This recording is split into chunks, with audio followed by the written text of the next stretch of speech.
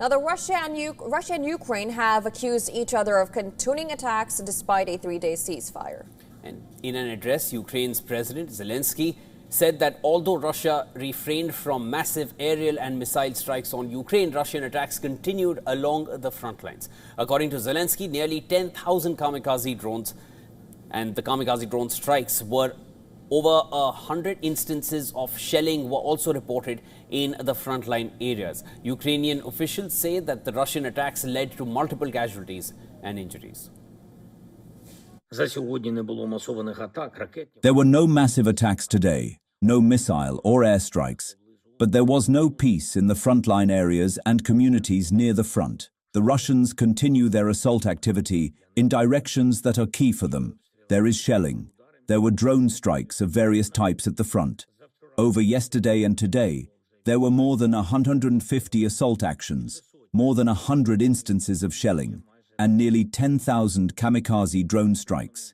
In other words, the Russian army is not observing the silence at the front, and is not even particularly trying to. All our Ukrainian units are acting in a mirror-like manner, defending our positions exactly as required. Well, on the other hand, the Russian Defense Ministry claimed it strictly adhered to the three-day ceasefire and instead blamed Ukraine for over 8,970 alleged ceasefire violations. The ministry claimed Ukrainian forces targeted civilian infrastructure in Crimea, Moscow, and Belgorod region. It said Russian forces conducted retaliatory strikes against Ukrainian fire positions, command posts, and drone launch sites.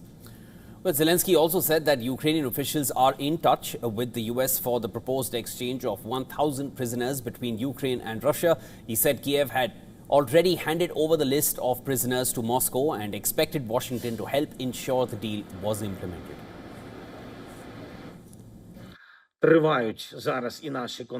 Our contacts with the American side regarding guarantees are currently ongoing. Guarantees for the implementation of the agreements that were recently reached and mentioned by the US President. 1,000 for 1,000 prisoner exchange is being prepared and must be carried out.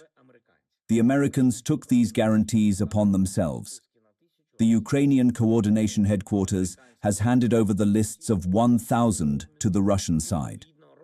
There was American mediation in this exchange agreement. Accordingly, we expect the American side to be active in ensuring the fulfillment of these agreements.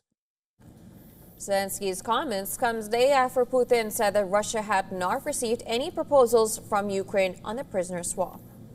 Well, just last week, US President Donald Trump had announced the three-day ceasefire, saying the two sides had agreed to stop all kinetic warfare for a three-day period.